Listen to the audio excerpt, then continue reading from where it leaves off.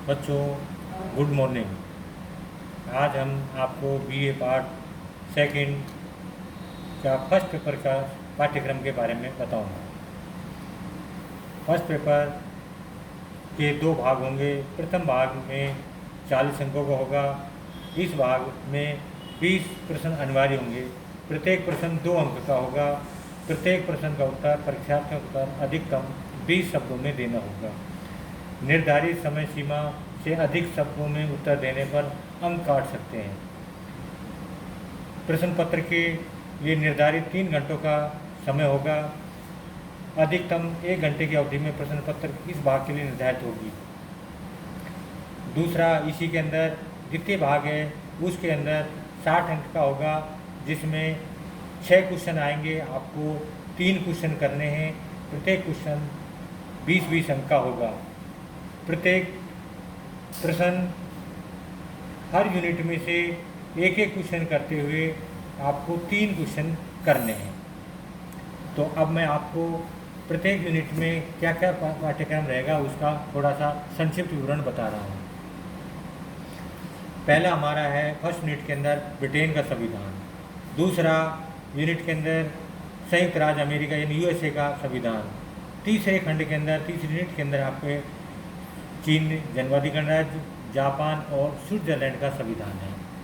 तो first unit के अंदर आपका जो ब्रिटिश संविधान है, उसमें ब्रिटिश संविधान का विकास, विशेषताएं, उसके स्रोत, अभिसमय, सम्राट और राजमुकुट, प्रधानमंत्री, सम्राट, संसद, संसद के दोनों सदन, house of common, house of Lord में संबंध, स्पीकर का पद, विधि का शासन, नौकरशाही और दल व्यवस्था आदि फर्स्ट यूनिट में सिलेबस में आपके 2 क्वेश्चन आएंगे, 1 क्वेश्चन आपको करना है। इसी तरह सेकंड यूनिट में अमेरिकी कॉन्स्टिट्यूशन है, तो अमेरिकी कॉन्स्टिट्यूशन में भी वही संयुक्त राज्य अमेरिका के संविधान की विशेषताएं, राष्ट्रपति, राष्ट्रपति का चुनाव, राष्ट्रपति के कार्य, शक्ति पृथक्करण और अवरोध एवं संतुलन का सिद्धांत, संघवाद, संघीय न्यायपालिका, न्यायिक पुनरावलोकन,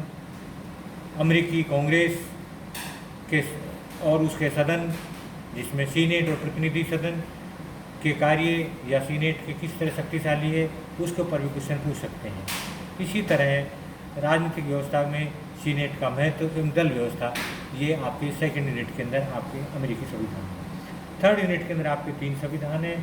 चीन, तो चीन की जनवादी गणराज्यवादी संविधान की विशेषताएं, वहाँ की न्यायपालिका, कार्यपालिका, लोकतांत्रिक केंद्रीकरण, चीन में साम्यवादी दल और वहाँ के राष्ट्रपति की कार्य एवं शक्तियाँ। इसी तरह जापान के संविधान, तो जापान के संविधान के अंदर भी उसी तरह आएगा कि जापान के संविधान की प्रमुख विशेषताएं क्या क्या हैं, जापान के संविधान में नागरिकों के मौलिक अधिकार और कर्तव्य क्या क्या दिए हैं, जापान के सम्राट की शक्तियाँ वगैरह, उसके महत्व, जापान के कैबिनेट, मंत्रिमंडल एवं प्रधानमंत्री, प्रधानमंत्री की कार्य शक्तियाँ एवं भूमिका, जापान की डाइट जो वहाँ की संसद है, उसके संगठन वगैरह, उसके कार्य वगैरह महत्व है। इसी तरह जापान की न्यायपालिका और जापान में कौन कौन से राजनीतिक दल हैं उनके बारे में है। लास्ट हमारे इसके अंदर आता है फिर जो स्विट्जरलैंड का संविधान।